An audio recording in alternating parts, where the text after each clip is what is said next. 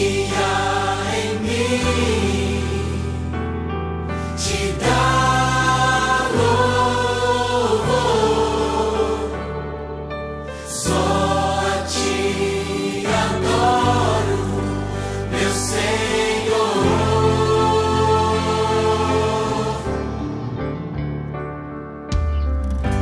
Toma o meu coração e toda a minha alma. Eu vivo só pra ti, sempre que eu respirar, cada vez que eu acordar. Faze o teu querer em mim.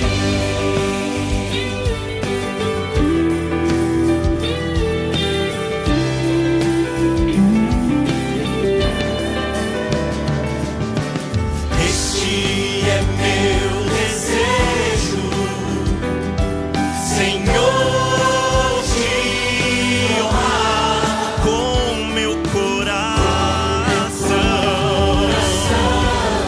te adorar.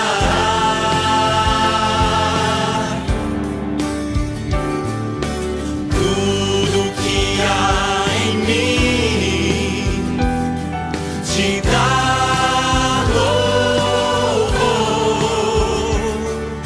Só a ti adoro, meu Senhor.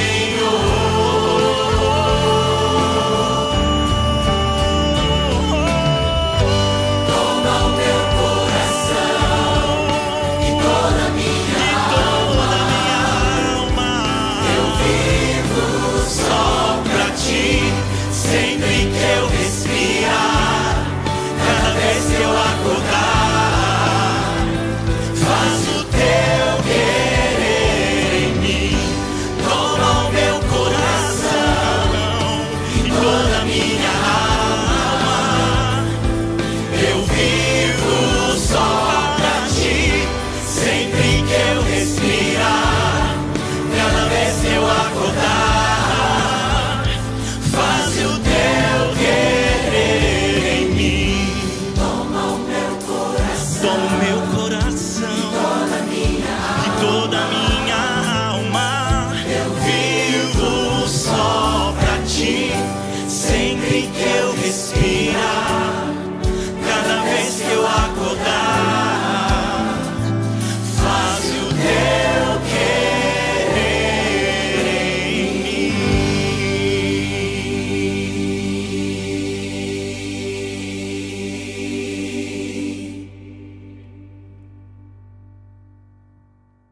Toda a glória seja dada a Jesus,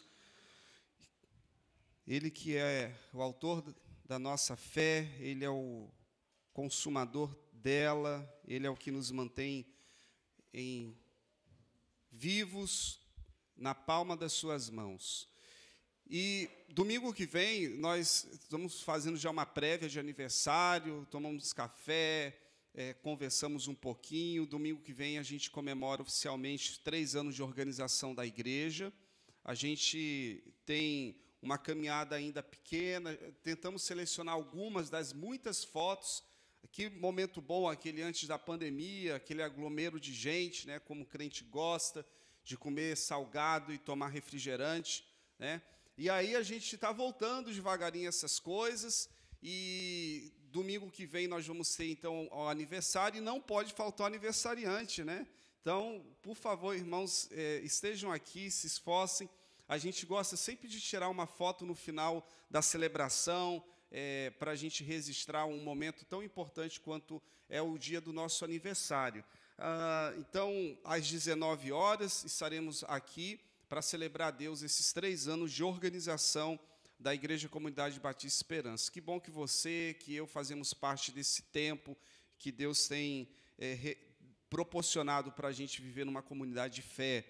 Agora nós vamos continuar refletindo em Efésios, carta de Paulo a essa igreja da Ásia Menor, uma igreja com uma população muito parecida com a de Joinville, quase 600 mil habitantes, era uma mega cidade para aquela região e para aquele período.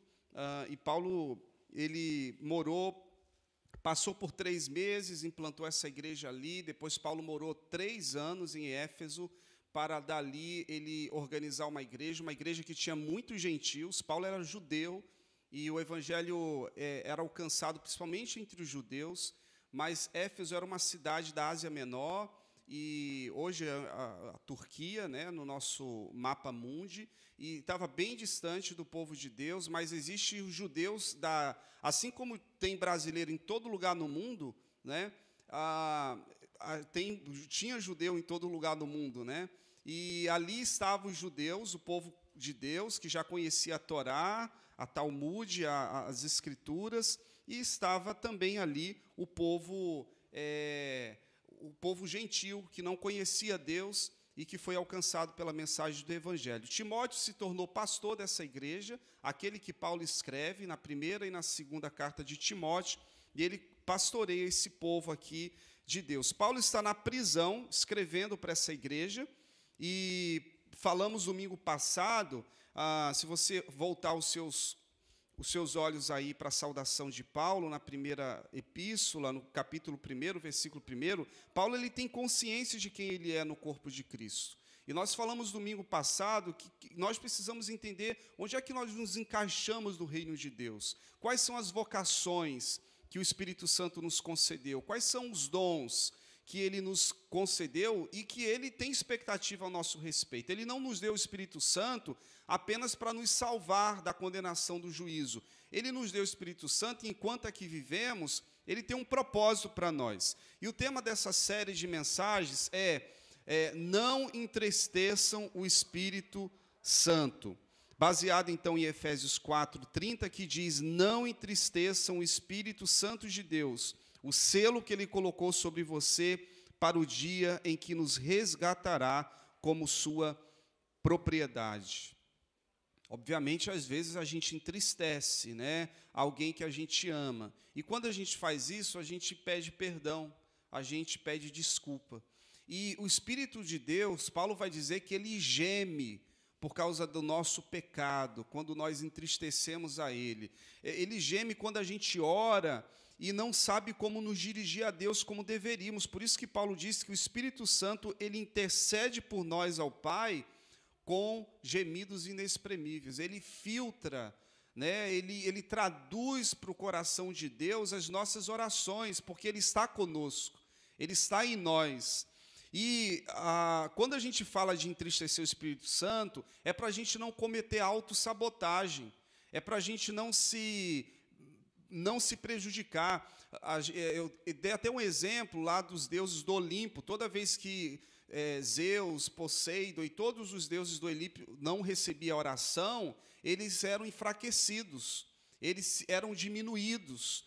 Mas não é assim que acontece com Deus. Ele não fica chateado, triste, de beiço, porque a gente está fazendo algo que contraria a sua vontade. A gente comete autossabotagem, o prejudicado somos nós. E aí Paulo escreve essa carta recomendando aos cristãos, e ele ora também aqui, como falamos semana passada, Paulo ora para que os cristãos de Éfeso eles tenham a sua mente iluminada pela compreensão do Espírito. Quantas vezes a gente está procurando alguma coisa em casa e a gente está com a cabeça tão desfocada que o negócio está ali e a gente fica procurando. Já viu quando você está procurando o celular e o celular está no bolso? Né? Meu Deus, onde é que eu guardei esse celular? E o celular está no bolso, né? Aí você liga, me presta teu celular, você liga e toca no bolso. Aí você vê, como é que pôde, né? Eu estava tão distraído que eu esqueci totalmente. Outros esquecem o celular na geladeira, né? Vai pegar alguma coisa, deixa lá, ou no banheiro. Por quê? Porque às vezes a gente está muito alheio, muito distraído. E o que acontece? Paulo está orando para que os cristãos em Éfeso eles tenham uma iluminação para compreender a esperança do chamado. Paulo ora também para que eles tenham entendimento de quem é Deus.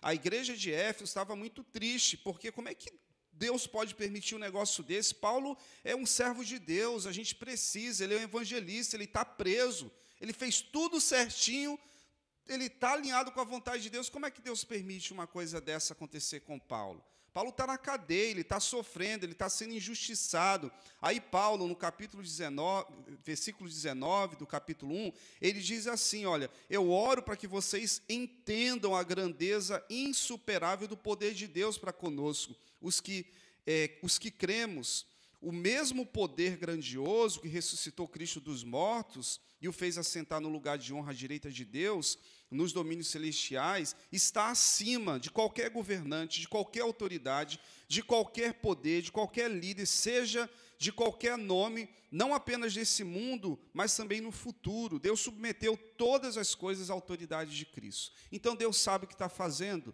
Eu estou aqui preso, mas Deus sabe o que está fazendo, Deus não erra. E aí Paulo escreve para encorajar esses irmãos de Éfeso que coisas ruins também acontecem com pessoas que estão alinhadas com a vontade de Deus. E Paulo ele diz aqui, eu sou apóstolo pela vontade de Deus. Eu não queria ser apóstolo, aliás, eu me acho o menor dos apóstolos. Mas Deus assim o quis, para que em tudo o Deus e Pai de nosso Senhor Jesus Cristo fosse glorificado. E aí a gente vai entrar agora no capítulo 2 de Efésios, para a gente, o que Paulo escreve aqui? Paulo, ele fala sobre essa nova vida que nós temos quando somos alcançados por Cristo. Vamos orar mais uma vez.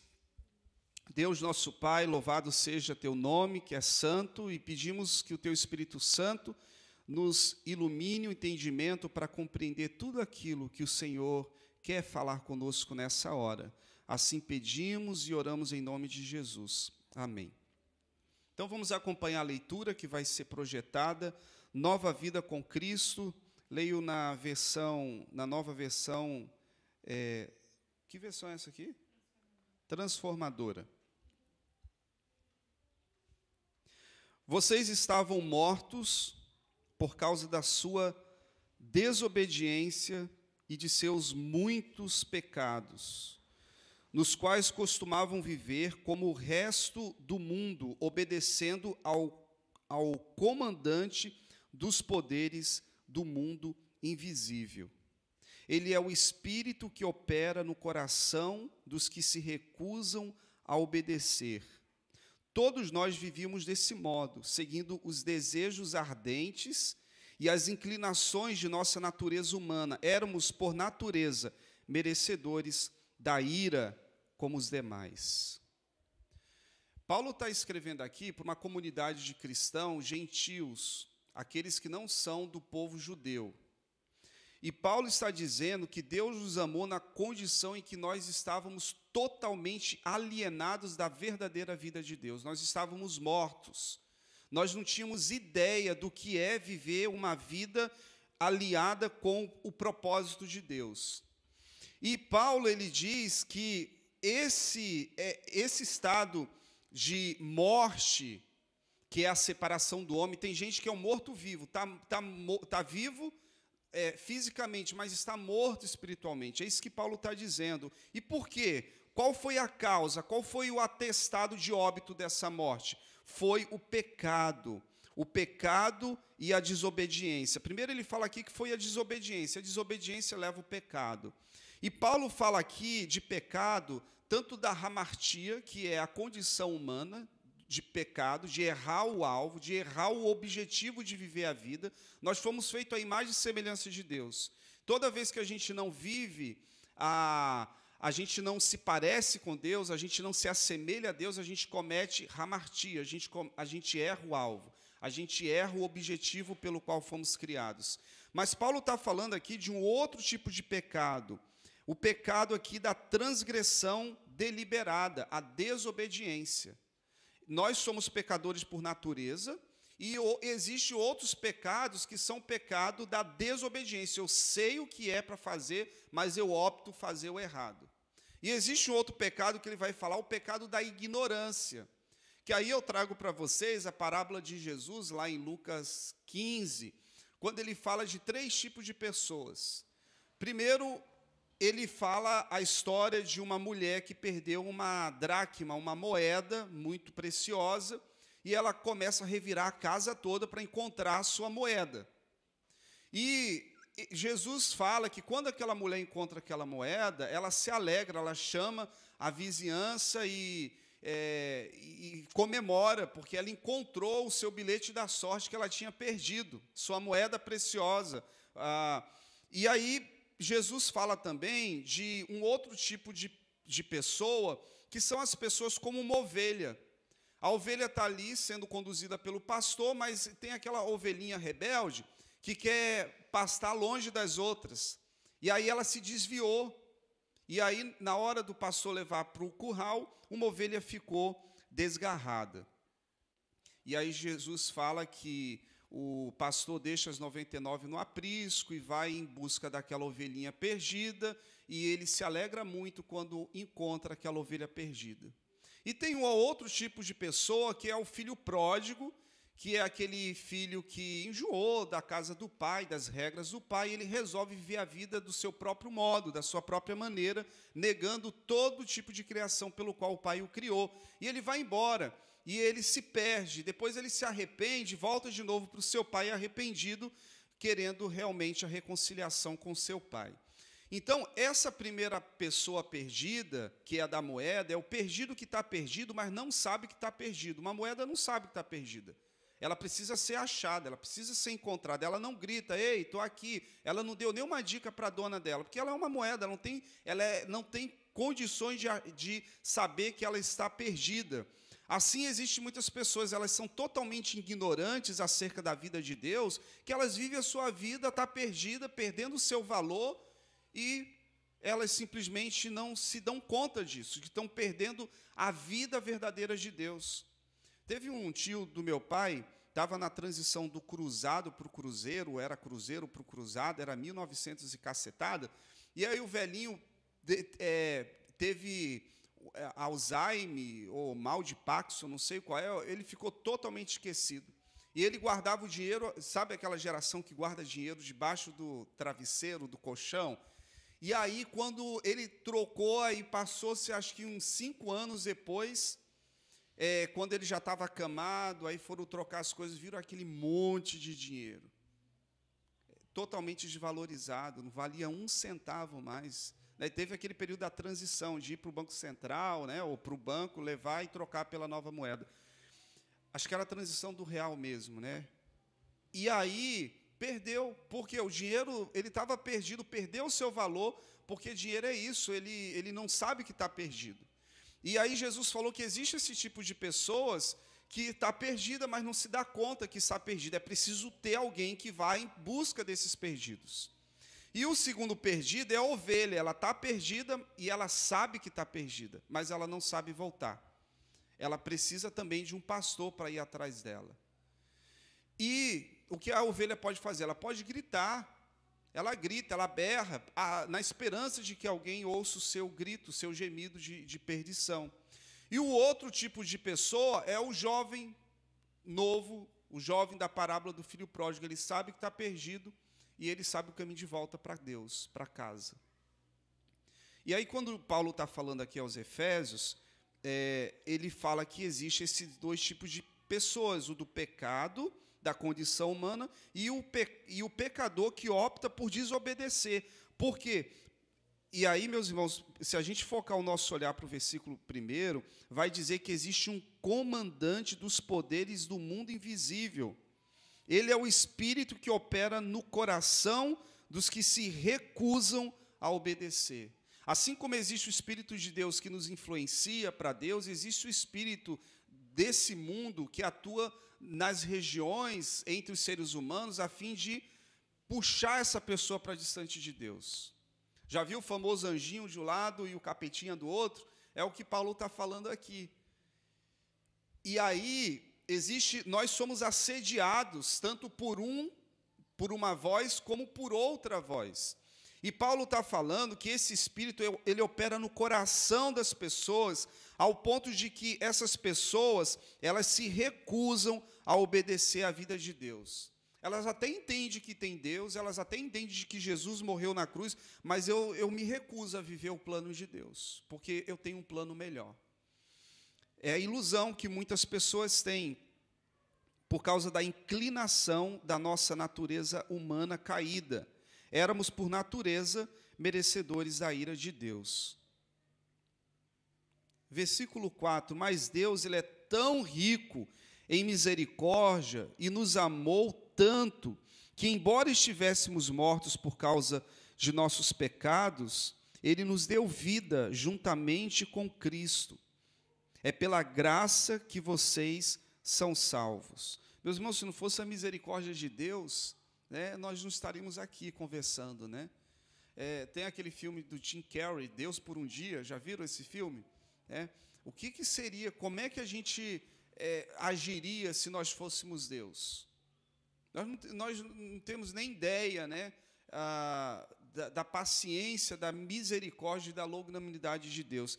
E o que eu penso com isso aqui? Assim como Deus é rico em misericórdia, nós precisamos ser ricos em misericórdia.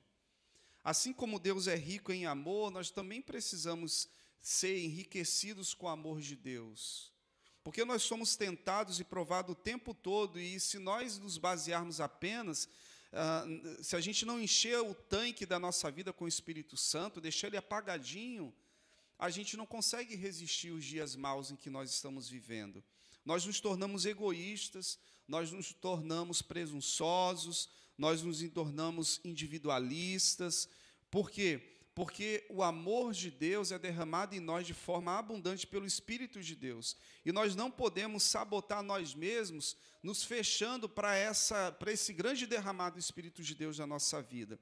É pela graça que vocês são salvos. Verso 6, pois ele nos ressuscitou com Cristo e nos fez sentar com eles nos domínios celestiais, porque agora estamos em Cristo Jesus. Olha só, a graça de Deus, ela além de nos salvar, ela nos tirou de um patamar e nos colocou no outro. Não é porque você e eu somos melhores, é por causa do Espírito Santo que nos habita. Saiu da zona de rebaixamento, saiu da série, como é que é? A série B, o mais baixo do mais baixo dos times, meninos, qual é? A D. A gente saiu da D e a gente foi para a elite do futebol. Nós estávamos na lama do pecado, e ele nos transportou para o reino do Filho do seu amor. É isso que Deus fez Paulo está falando aqui para esses crentes em Éfeso. Alguns eram adoradores de Diana, da deusa dos Efésios, eram idólatras, outros adoravam os Césares romanos, que era uma divindade viva. E Paulo está dizendo, olha, Deus resgatou vocês estavam mortos, totalmente alheio da vida de Deus. Deus colocou vocês num nível de espiritualidade grande. Aliás, os santos vão julgar esse mundo, né? Deus é o justo juiz, mas lá no Apocalipse diz que nós também julgaremos as nações. Por isso que a igreja ela precisa, de fato, estar sempre alvejando as suas vestes no sangue do Cordeiro, para que ele esteja limpa, sem mácula, sem ruga, sem imperfeição. Versículo 7, portanto, nas eras futuras, Deus, porém, aponta-nos como exemplos da riqueza insuperável de sua graça, revelada na bondade que ele demonstrou por nós em Cristo Jesus. Olha só, graça insuperável. Nada pode superar mais o que Jesus fez na cruz por nós, meus irmãos. O amor de Deus é maior do que a nossa culpa. Deus, ele é rico em misericórdia, graças a Deus por isso. Nessa nova vida que nós temos em Cristo, nós fomos enriquecidos por essa vida de Deus que habita em nós. Vocês foram salvos, versículo 8, pela graça, por meio da fé. E isso não vem de vocês, é uma dádiva de Deus. A gente foi salvo do poder do juízo. Nós fomos salvos da condenação do pecado. Nós fomos resgatados, fomos justificados pela graça de Jesus, por meio da fé. E aí eu quero pensar essa graça de Deus que redime a gente como totalmente parte do mérito de Deus e não dos méritos pessoais. a gente não coopera com Deus para a salvação, a gente não trabalha pela nossa salvação. Ela é algo exclusivo da parte de Deus. E a fé, ela não é a substância da salvação e nem um meio para obter. A fé serve mais como um instrumento da salvação. É o que faz a gente receber a salvação, é a capacidade de crer de que o que Jesus fez por nós confere salvação.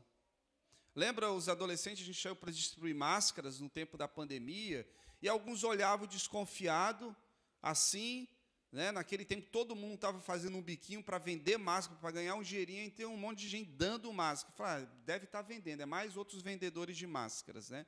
E não recebiam, muita gente não recebia, não queria nem saber a proposta. E quem parou para ouvir, né, teve fé, que foi lá, recebeu de graça e se beneficiou de uma coisa que foi trabalho de outra pessoa. Então, a fé é essa capacidade que Deus dá a nós de compreensão, por isso que Paulo ora aqui, para que a gente compreenda, para que Deus dê sabedoria espiritual, para que o nosso entendimento seja iluminado por essa compreensão do que Deus fez por nós. E aí, a gente é salvo por mérito de Jesus. E no versículo 9, ele vai dizer que não é uma recompensa pela prática de boas obras, para que ninguém venha se orgulhar, porque nós somos obra-prima de Deus, criado em Cristo Jesus, a fim de realizar as boas obras que Ele de antemão planejou para nós. Está vendo, Decalo? Obra-prima, Deus fez a forma e jogou fora, não existe ninguém como a gente nesse mundo. Olha a criatividade de Deus. Até o japonês, e o japonês e o chinês, não, são diferentes. Cada um tem uma diferença. Nós temos um DNA diferente. Todos nós somos uma obra-prima de Deus, mas Paulo está dizendo aqui que Deus ele fez do velho o novo. Deus recriou a sua humanidade. E Ele nos uniu em Cristo Jesus. Versículo 11, não esqueçam que vocês, gentios, eram chamados de incircuncidados pelos judeus que se orgulhavam da circuncisão, embora ela fosse apenas um ritual exterior e humano. Naquele tempo, vocês viviam afastados de Cristo, vocês não tinham os privilégios do povo de Israel e não conheciam as promessas da aliança, viviam no mundo sem Deus e sem esperança. Agora, porém, estão em Cristo Jesus. Antigamente estavam distantes de Deus, mas agora foram trazidos para perto dele por meio do sangue de Cristo. Porque Cristo é a nossa paz. Ele uniu judeus e gentios em um só povo, ao derrubar o muro de inimizade que nos separava. Ele acabou com o sistema da lei, com os seus mandamentos e ordenanças, promovendo a paz, ao criar para si, desses dois grupos, uma nova humanidade. Quero destacar 3 coisas aqui: a questão da circuncisão, da shalom de Deus e de Deus recriar um povo a partir do seu povo Israel e do seu novo povo chamado igreja. Primeiro, a circuncisão, os irmãos sabem que era uma marca física, que os meninos, ao 7º dia de nascimento, ou um pouco antes do ano, ele tinha que ir ao templo, ou ir a um líder da sua comunidade ali e fazer a incisão, para que ele fosse marcado como sendo parte do povo de Deus. Era uma marca, e os judeus, quando viam que na igreja de Éfeso, a igreja de muitos judeus, estavam querendo impor esse costume judeu aos gentios, que não tinha nada a ver, não era judeu, não tinha que ser marcado. E aí os judeus, eles se orgulhavam da circuncisão. Paulo também era judeu, era um ritual exterior e humano, só que os cristãos judaizantes estavam dizendo, não, vocês também têm que ser marcados aqui. E Paulo está falando, não, eles já foram marcados pelo Espírito Santo, é Ele que sela, eles estão selados pelo Espírito Santo. Eles não precisam mais da circuncisão, de ser marcado no corpo, porque eles já foram marcados pelo Espírito, é Ele que garante o selo do dia em que eles serão resgatados como a sua propriedade.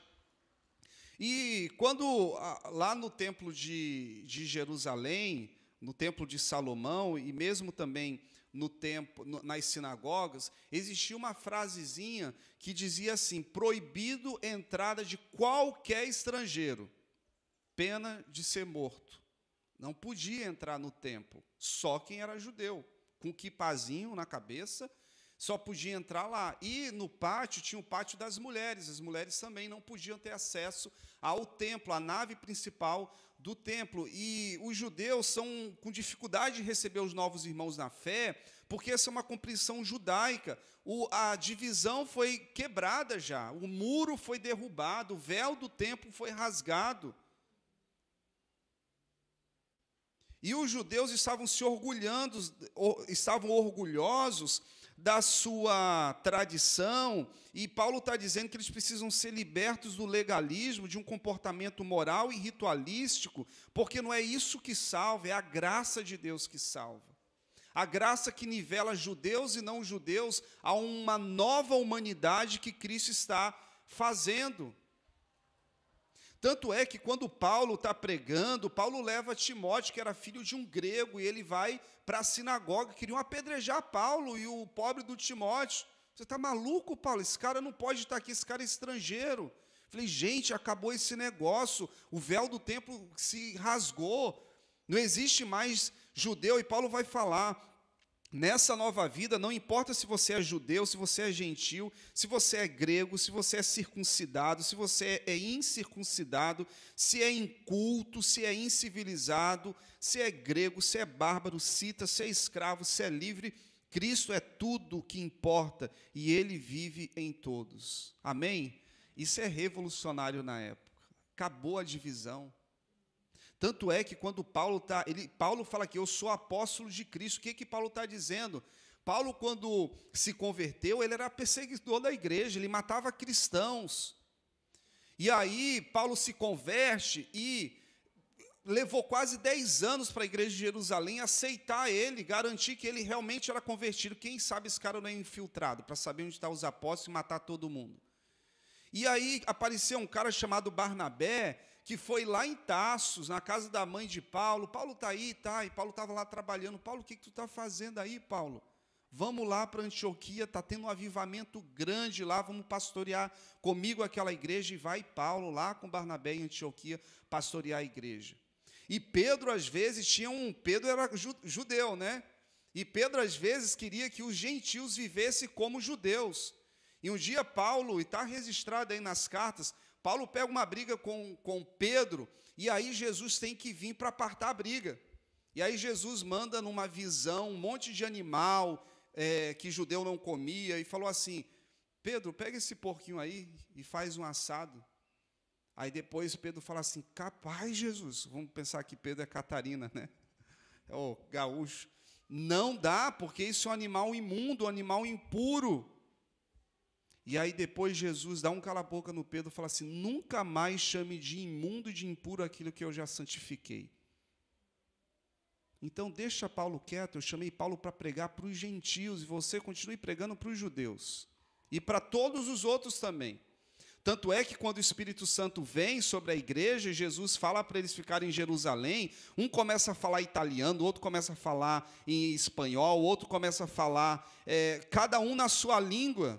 O Espírito vem e derrama sobre toda a graça, como o profeta Joel profetizou. E eu falei, como é que eu, sendo italiano, consigo ouvir esse cara que é judeu falando italiano? Porque o Espírito agora não fala só hebraico, o Espírito agora fala todas as línguas. Aquela confusão que teve em Babel é desfeita agora no derramamento do Espírito Santo no dia do Pentecostes. E aí, os cristãos judeus custa entender que não é mais o ritual, não é mais as questões éticas e morais que conferem salvação, não é a obra, é graça de Deus que nivela todos no mesmo patamar de espiritualidade. E aí cria-se a nossa shalom. Essa paz aqui, lá do grego, não é uma paz eirene, nem uma paz da pax romana, é uma paz, é a paz shalom, é a paz das 4 dimensões: paz com Deus, paz consigo mesmo, paz com o próximo e paz com a natureza de Deus. O muro da separação já acabou. A mitzvah, que era o muro que separava o pessoal dos judeus e não judeus, foi derrubado, o véu do templo foi rompido, o templo, e Deus está criando uma nova humanidade, como Paulo está falando aqui no versículo que lemos, versículo 15. Ele cria para si 2 grupos, uma nova humanidade.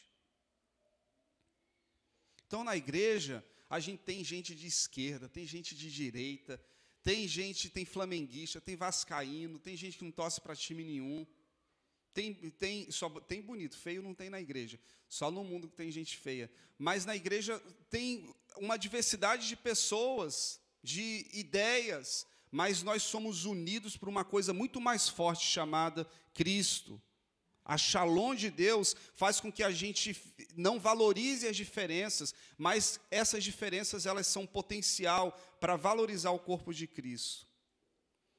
Versículo 16: assim ele os reconciliou com Deus em um só corpo por meio da sua morte, e na cruz eliminou a inimizade que havia entre eles. Crente não pode ter inimigo. A inimizade foi vencida na cruz do Calvário. Nós somos o único povo em Deus. Ele trouxe essa boa nova de paz, tanto a vocês que estavam distantes dele, como aos que estavam perto. Agora, por causa do que Cristo fez, todos temos acesso ao Pai pelo mesmo Espírito. Olha a Santíssima Trindade aqui num versículo só, versículo 18. Agora, por causa do que Cristo fez, todos nós temos acesso ao Pai pelo Espírito de Deus. É o Espírito que nos faz entender o que Jesus fez, e Deus aceita o que Jesus fez. E porque nós fomos selados por esse Espírito, nós não somos mais inimigos de Deus, nós temos paz com Deus, paz com o outro, paz com a criação de Deus. Você tem sentido paz no seu coração? Ou você tem sentido uma inquietação, que você tem mais desapontado Deus do que estando alinhado com a vontade de Deus? Paulo diz: não entristeça o Espírito de Deus. Livre-se de toda amargura, de toda raiva, de toda ira, de toda palavra áspera, de toda calúnia, de todo tipo de maldade. Em vez disso, sejam bondosos. Tenham compaixão uns para com os outros. Perdoe uns aos outros, como Deus perdoou vocês em Cristo Jesus. E para terminar, versículo 19: portanto, vocês já não são mais estranhos e forasteiros, mas são co-cidadãos do povo santo e membros da família de Deus. Sim, vocês, gentios, não importa se você não nasceu num lar cristão, se você não nasceu num berço judaico, você é da família de Deus também. O príncipe de Gales, toda vez que, quando criança, aprontava ou se comportava de uma maneira diferente do que o protocolo da realeza exigia, o seu pai sempre dizia assim: meu filho, lembre-se de quem você é. E aí o menino já se comportava como alguém que pertencia à família da realeza.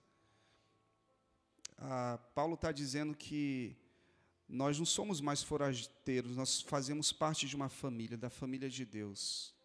E toda vez que a gente lembra que nós fazemos parte da família de Deus, a gente se comporta diferente. A gente aprende a amar, a gente aprende a perdoar, a gente aprende a ter domínio próprio.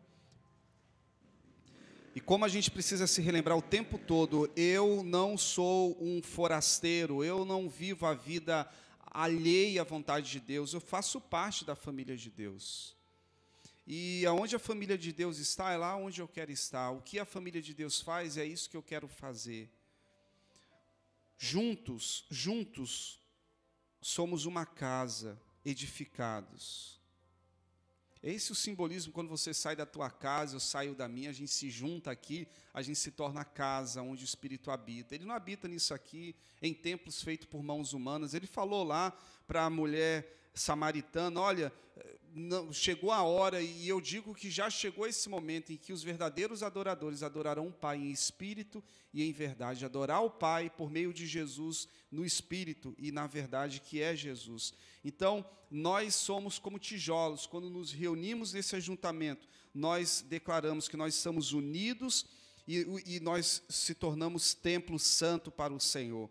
Por meio dele, Paulo vai dizer no versículo 28, vocês também estão sendo edificados como parte dessa habitação onde Deus vive por seu Espírito.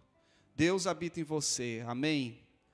E o Espírito Santo que habita em você te capacita a viver toda a verdade de Deus. É o Espírito que nos corrige, é o Espírito que nos instrui, é o Espírito que nos convence do pecado, da necessidade de arrependimento. É o Espírito que torna possível a gente agradar a Deus, porque a nossa natureza humana, ela é pecaminosa, ela tende para o pecado. Paulo mesmo falava, o mal que eu não quero fazer, esse eu faço, e o bem que eu quero fazer, eu não faço. Miserável homem que sou, quem que pode me livrar do poder do pecado? Mas uma coisa eu faço, eu esqueço do meu passado, das coisas que para trás ficaram, e eu avanço para as que estão adiante de mim. Aquele que começou a boa obra, ele está no processo de completar. Enquanto vivemos nesse mundo, a gente vai sujar os nossos pés. Por isso que Jesus lava os pés dos seus discípulos. Ele ensinou, lave os pés uns dos outros. Tenham misericórdia, sejam ricos de misericórdia como é o vosso Pai. E que a shalom de Deus, quando Jesus ressuscitou, a primeira coisa foi que a shalom esteja com vocês. Que vocês tenham paz com Deus, que vocês tenham paz uns com os outros, que vocês tenham paz com a criação de Deus e que vocês tenham paz consigo mesmo.